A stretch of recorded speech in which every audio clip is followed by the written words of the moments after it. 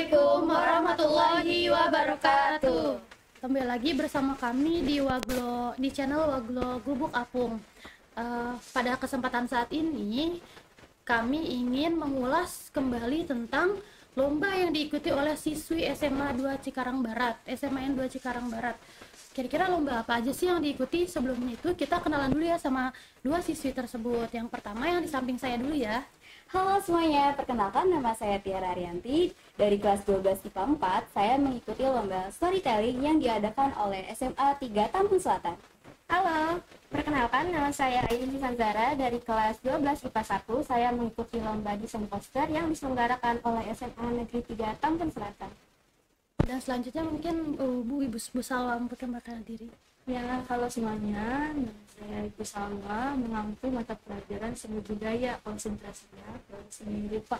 Nah, saya Tiara dan Ainun juga Bu Salwa mungkin akan berbagi informasi mengenai lomba, mengenai mungkin storytelling dan juga teknik-teknik atau penilaian yang berhubungan dengan seni rupa ya. Kebetulan kan yang mendapatkan juara di bidang poster ya, seni yang berhubungan dengan seni rupa, betul ya Bu ya?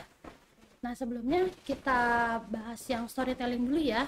Nah, kebetulan storytelling ini diikuti oleh Tiara di kelas 12 IPA 4. Nah, mungkin kenapa sih Tiara milihnya storytelling, kenapa enggak lomba yang lain? Kan ada banyak lomba nih. Nah, kita tanya ya kepada Tiara.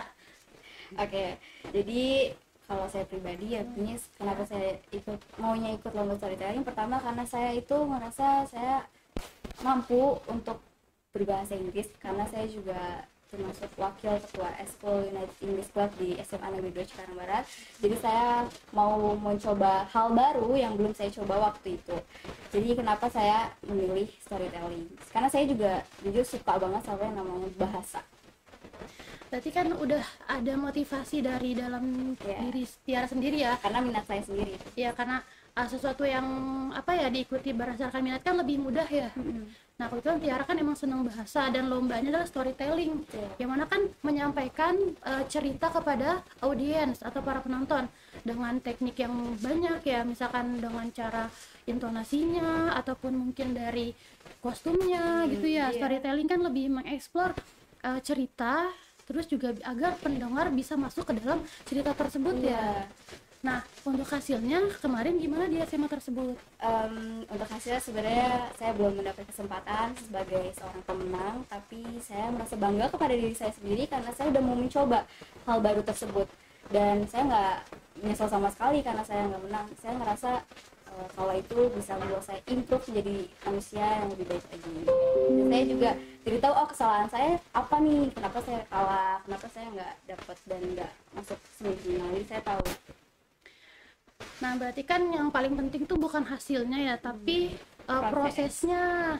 Jadi kan kalau kita nggak nyoba nih, nggak akan tahu nih salah kita di mana ataupun apapun yang harus kita evaluasi. Nah, kan dalam lomba itu kan suka ada kriteria ya. Apakah Tiara tahu pada saat sebelum lomba storytelling nih, kriteria apa yang harus dicapai? Atau dari sekolah tersebut sudah membuat kriteria yang harus dicapai oleh para peserta? Kalau yang saya lihat dari ketentuannya itu kriterianya itu ada dari storytelling atau ceritanya, terus ada penampilannya dan gestur badannya, terus gak lupa sama pronunciation-nya. Jadi menurut saya kurang di pronunciation, dan karena saya masih baru belajar ya, jadi ini juga pertama kali, dan itulah kenapa mungkin saya belum mendapat kesempatan sebagai pemenang. Berarti kan Tiara salah satu orang yang bisa mengevaluasi diri sendiri kan ya. Betul. Saya salahnya di mana, tapi Tiara kapok gak nanti nyoba lomba lagi? Oh enggak dong Miss, kan itu kan seru aja gitu, ikut lomba terus, gak harus kapok kan. Kalau kata temen saya tuh bukan kalah, tapi emang ada yang lebih aja. Tapi bukan berarti saya harus menyerah. Kalau kamu menyerah, tandanya kamu kalah tuh. Ya, berarti sesuatu itu bisa dicapai kalau kita nggak nyerah, terus juga kita mau nyoba lagi. Kalau misalkan kita cepat puas, nah itu yang agak mungkin sedikit repot nantinya Iya. ya, kalau cepat puas nanti nggak mau nyoba lagi. Nah sekarang kan udah jenjang akhir ya, kelas 12 Iya, ya, betul. mungkin nanti ada lomba-lomba lagi pada saat Tiara melanjutkan ke perguruan tinggi ataupun lomba-lomba yang lain ya. Tetap semangat ya Tiara ya. Iya, Bu. Siap, Bu. Nah, Tiara sudah menjelaskan tentang lomba storytelling dan alasan kenapa belum berhasil.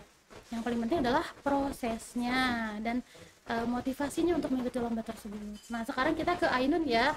Yang mana sebelumnya saya ucapin selamat dulu ya untuk Ainun. Selamat meraih juara pertama pada lomba desain poster di SMAN 3 Tambun Selatan. Nah, sebelumnya kenapa Ainun milih lomba poster? Kenapa nggak lomba yang lain? Karena kebetulan saya juga punya passion di bidang desain poster, seni rupa juga saya kebetulan suka. Nah, terus waktu itu ada kesempatan untuk ikut lomba ini di SMA Negeri 3 Tambun Selatan, dan ada lomba desain poster. Jadi saya tertarik untuk mengikuti lomba ini. Berarti kan sama dengan Tiara ya, emang minat terhadap dunia seni ya, wabil khusus seni rupa ya. Nah, untuk lombanya itu apakah kita gambar manual ataupun menggunakan aplikasi tertentu? Untuk ketentuan lombanya karena online, jadi posternya itu berbentuk digital, Miss. Jadi saya pribadi biasanya gambar dulu di kertas pakai pensil, nanti baru dipindahkan ke aplikasi gambar Ya. untuk dibuat secara digital gitu. Tapi berarti sekolah tersebut membolehkan untuk menggunakan aplikasi. Boleh, iya. Nah, kira-kira aplikasi yang Ainun gunakan itu aplikasi apa sih? Kebetulan saya pakai Ibis Paint buat bikin gambarnya. Ibis Paint berarti ya aplikasi yang Ainun tahu tuh apa aja sih kira-kira? Untuk yang di handphone atau mobile itu biasanya ada Ibis Paint sama Medibank. Nah, untuk di laptop atau PC biasanya ada Corel Draw sama Photoshop kalau nggak salah. Berarti Ainun memilihnya menggunakan handphone ya, Iya. dan menggunakan Ibis Color. Nah, pada saat mengikuti lomba, apakah Ainun menyangka akan menjadi pemenang juara pertama? Enggak, Miss, karena kebetulan karya-karya yang lain tuh juga bagus-bagus. Jadi saya ada rasa sedikit pesimis nih, bisa menang nggak ya? Tapi alhamdulillahnya menang. Berarti dengan emang minatnya di dunia seni rupa, terus juga udah termotivasi, dan juga salah satunya yang lebih penting adalah tetap percaya diri gitu. Pokoknya jangan lihat orang lain hasilnya, pokoknya kita punya punya ciri sendiri ya, kita tuh punya ciri khas sendiri gitu, tetap pede gitu. Nah sekarang Miss mau tanya, Ainun itu udah tahu belum sebelum mengikuti lomba ada kriteria tertentu dalam penjurian kali ya? Dari yang saya lihat dari ketentuannya, kriterianya itu yang pertama ada orisinalitas, terus keindahan sama pesan yang disampaikan, Miss. Originalitas, keindahan, dan pesan yang disampaikan. Berarti tuh gambarnya itu harus mencakup 3 poin tersebut betul. ya. Oke. Nah, kapan diumumkannya? Lombanya itu diumumkan maksudnya diumumkan kapan dan via apa diumumkannya? Kebetulan waktu itu bulan September kalau nggak salah diumumkannya. Iya, saya karena mengikuti Eskul United English Club, jadi tahu kan karena lombanya di-share di situ gitu. Dan jadi saya ikut aja tuh karena penasaran. Nah, via WhatsApp. Via WhatsApp Iya, berarti ya. betul. Jadi komunikasinya via Via WhatsApp ya. WhatsApp, iya. Ada WhatsApp. Oke. Nah, tadi berdasarkan 2 informasi dari siswi yang mengikuti lomba, yang digarisbawahi ada yang pertama adalah dari minatnya, kedua dari motivasinya, terus kepercayaan diri dan tidak tidak menyerah untuk mencoba hal yang baru. Ini kan jenjang akhir ya, jenjang akhir udah detik-detik terakhir. Sibuk-sibuknya, Miss. Iya, lagi sibuk-sibuknya, udah jenjang akhir tapi tetap masih semangat mengikuti lomba gitu ya.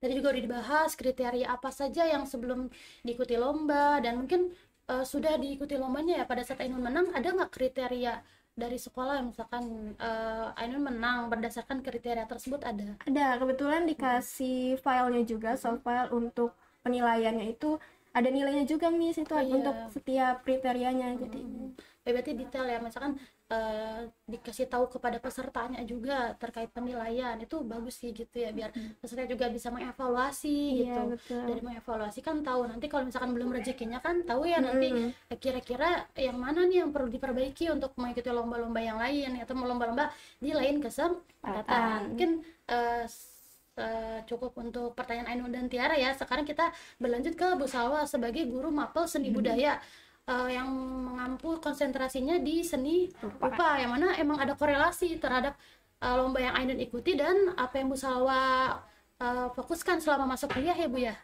untuk seni rupa.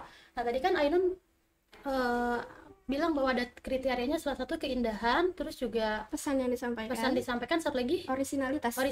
Nah, saya mau tanyakan tentang keindahan ya, atau mungkin yang sering disebut adalah di dalam estetikanya, ya estetikanya.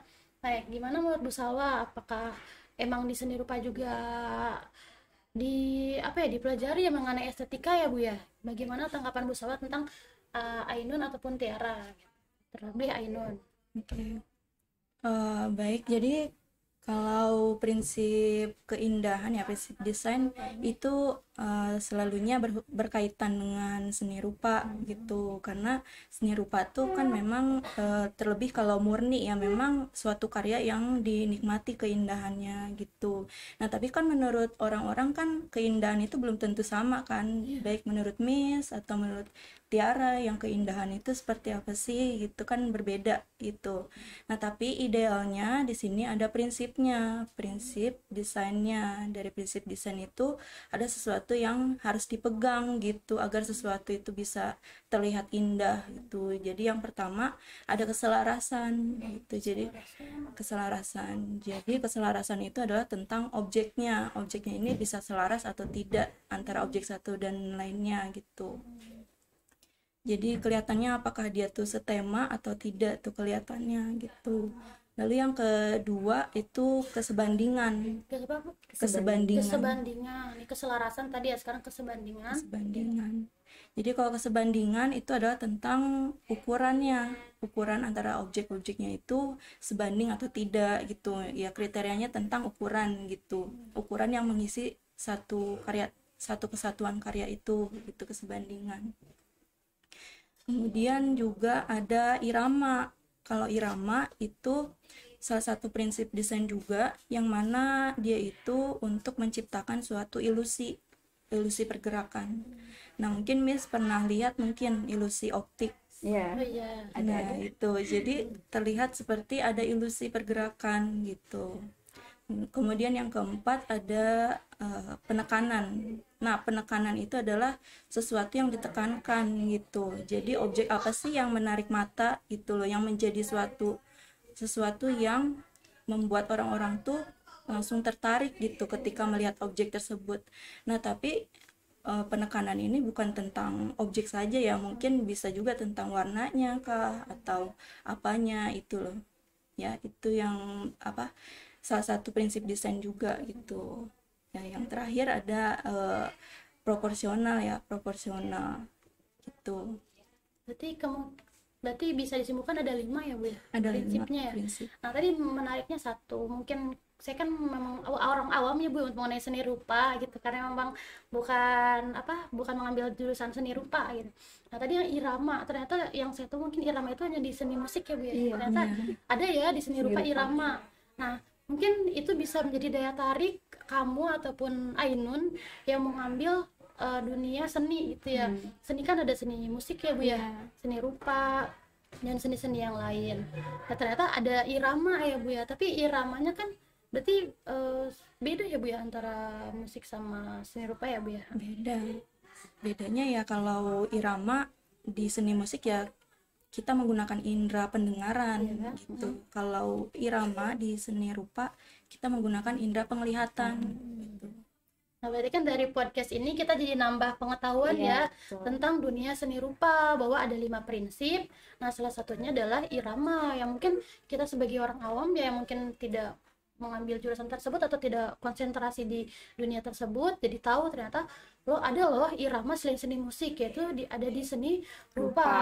Oke, nah kira-kira Tiara ada minat masuk ke dalam seni enggak? Kan bahasa tuh kan biasanya bergabung dengan fakultas bahasa dan seni.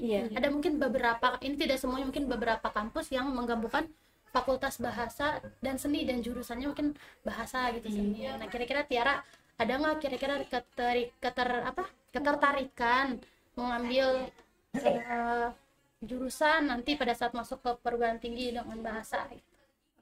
kalau saya pribadi saya lebih ke jurusan ini Mas, Ya, komunikasi. komunikasi. Iya.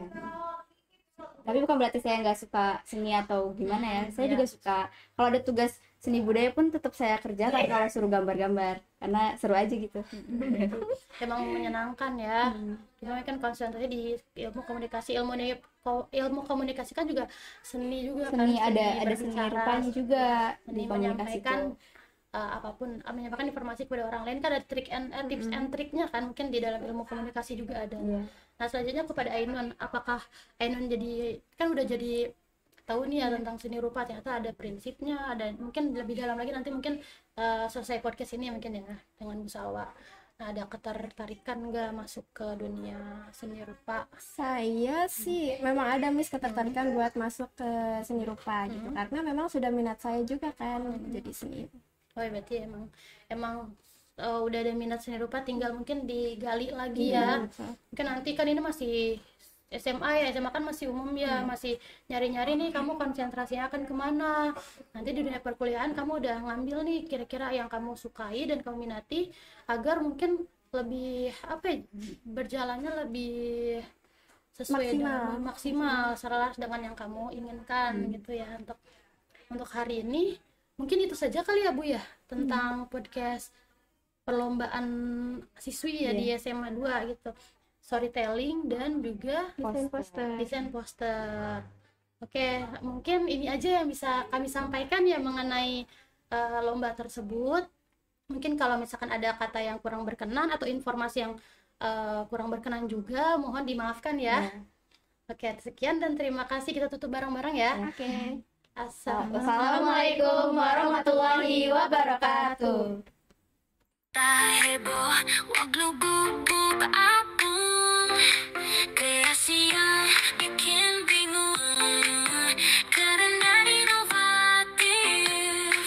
Filosofi masa depan, berkasih pun